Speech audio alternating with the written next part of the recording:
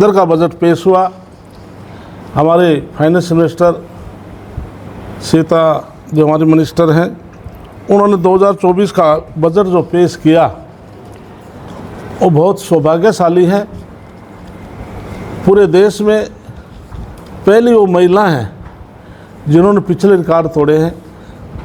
या तो 6 बार मोरारजी देसाई जी ने लगातार बजट पेश किए थे और हमारी फाइनेंस मिनिस्टर ने 7 बार लगातार बजट पेश किए हैं। ये हिंदुस्तान का रिकॉर्ड है। 2024 का केंद्रीय बजट पेश किया गया। इस बजट में जो हमारी 2024 के लिए जो उधारियों को छोड़कर कुल प्राप्तियां तथा कुल व्यय क्रमशः 32.7 लाख करोड़ और 48.21 लाख करोड़ अनुमानित है। इसके अलावा निवल एवं प्राप्तियां 25.83 लाख करोड़ अनुमानित हैं। राज्य की जो घाटा जो जीडीपी का है वो 4.9% रहने का अनुमान है। इसके अलावा 2024-25 के दौरान दिनांकित प्रतिभूतियों के माध्यम से सकल और निवल बाजार उधारियां क्रमशः 14.01 लाख करोड़ और 11.63 लाख करोड़ रहने का अनुमान है। दोनों ही वर्ष 2023 की तुलना में कम है। इसलिए साथियों, आज जो बजट पेश किया, इस बजट में जो हमारा किसान वर्ग है, व्यापारी वर्ग है, आम व्यक्ति है, सभी का विशेष इसमें ध्यान रखा गया है।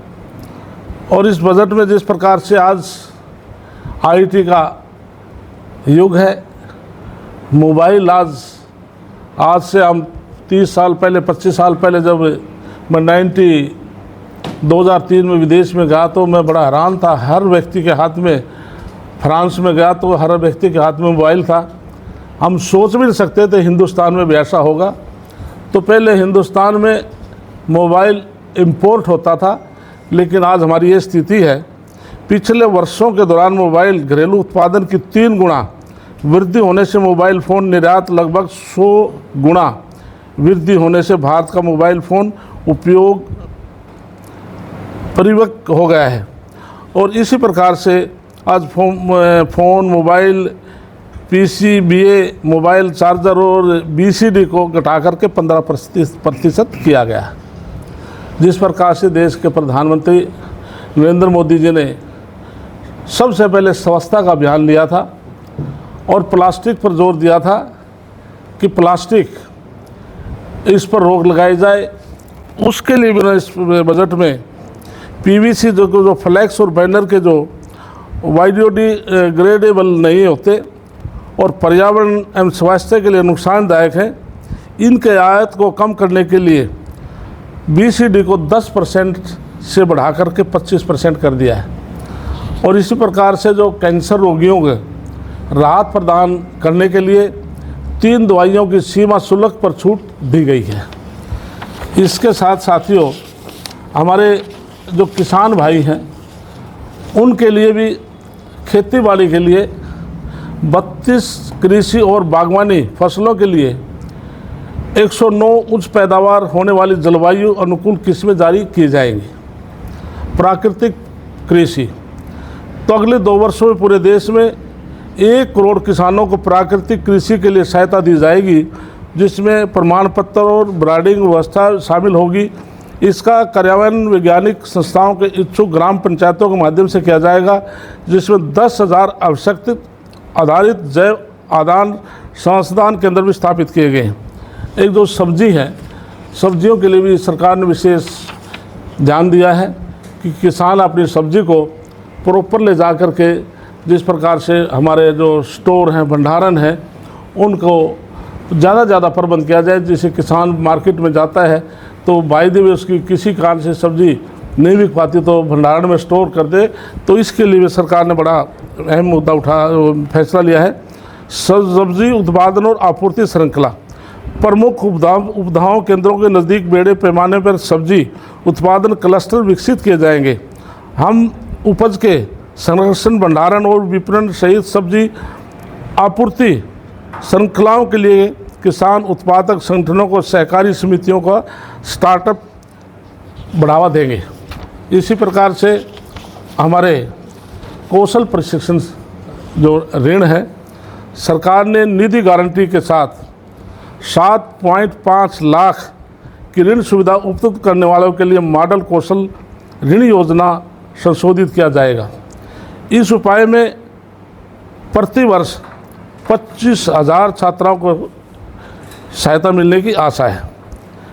कौशल प्रशिक्षण, इसके अलावा शिक्षा ऋण, हमारे 10 लाख तक के ऋण हेतु जो हमारे शिक्षा के लिए वित्तीय सहायता सरकार ने प्रबंध किया, जिसमें लगभग 1 लाख विद्यार्थियों को इसका लाभ मिलने वाला है और 3% वार्षिक ब्याज के लिए ई बाउचर दिए जाएंगे।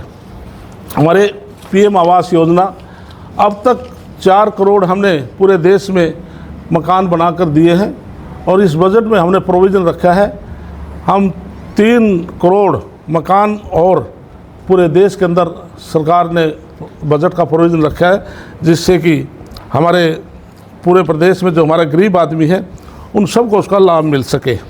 और महिलाओं को संचालित विकास के लिए इसमें 3 लाख करोड़ से अधिक हमारे महिलाओं और बालिकाओं को लाभ देने वाली योजनाएं हमने केंद्र सरकार ने तैयार की हैं, जिसमें हमने 3 लाख करोड़ से भी अधिक हमने पैसे का प्रावधान रखा है। इसी प्रकार से जो ग्रामीण अवसंरचना सहित ग्रामीण विकास के लिए हमने 2.66 करोड़ रुपए का प्रावधान रखा है।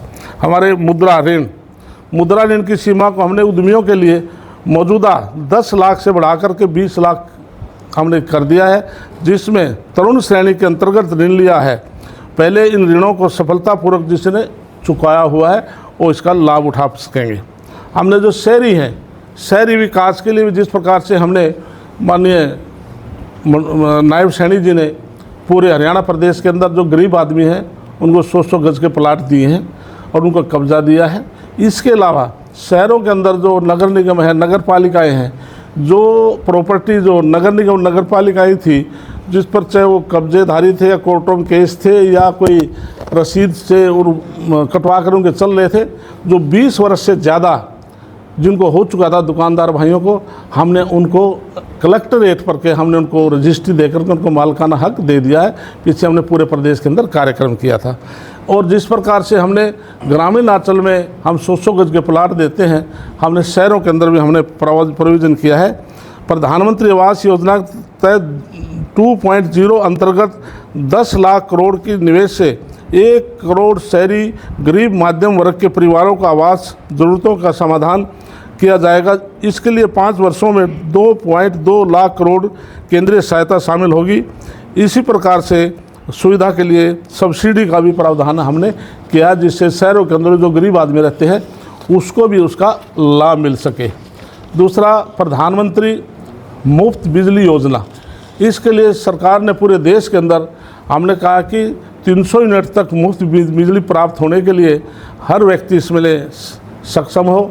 हमने पूरे देश के अंदर घरों के अंदर 2 किलोवाट का, जैसे हरियाणा प्रदेश के अंदर हमने प्रावधान किया है, 2 किलोवाट तक का जो लोड का है उसके लिए 1,10,000 उसका खर्च आएगा, जिसमें 60,000 केंद्र सरकार देगी और 50,000 हरियाणा सरकार देगी। इसलिए इसके लिए अब तक पूरे देश स्तर पर 1.28 करोड़ से अधिक पंजीकरण हो चुके हैं और 14 लाख आवेदन प्राप्त हो चुके हैं।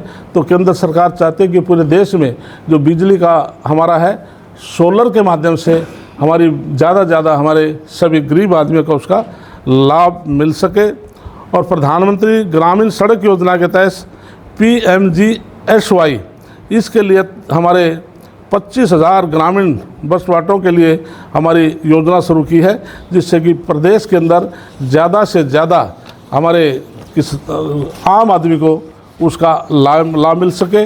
तो इसके साथ हरियाणा सरकार जो आज केंद्र सरकार की जो नीतियां हैं उन सब को भी बराबर लेकर के आज काम कर रही है, जिससे हमारी सहकारी समितियां हैं उनको भी बढ़ावा देने के लिए केंद्र सरकार ने 1.52 लाख करोड़ रुपए का प्रावधान किया है कि जो शहरी सहकारी समितियां हैं उनको बढ़ावा दिया जाए, जिससे आम आदमी को लाभ मिल सके। इसके अलावा हमारे प्रधानमंत्री नरेंद्र मोदी जी ने आज तीसरी बार देश के प्रधानमंत्री बने हैं। उन्होंने भी या तो पंडित जवाहरलाल नेहरू 3 बार लगातार प्रधानमंत्री बने थे, या आज नरेंद्र मोदी तीसरी बार प्रधानमंत्री बने हैं।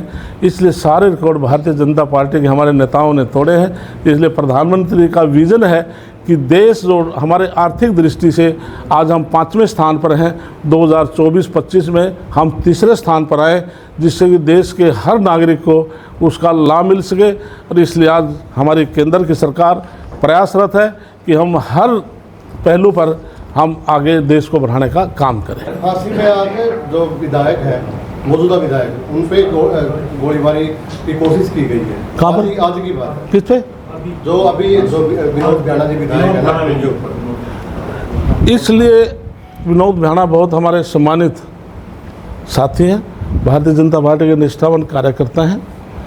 कोई व्यक्ति चाहे विधायक है, आम आदमी है, सबका जीवन एक है, सबका सम्मान है, व्यक्ति व्यक्ति है।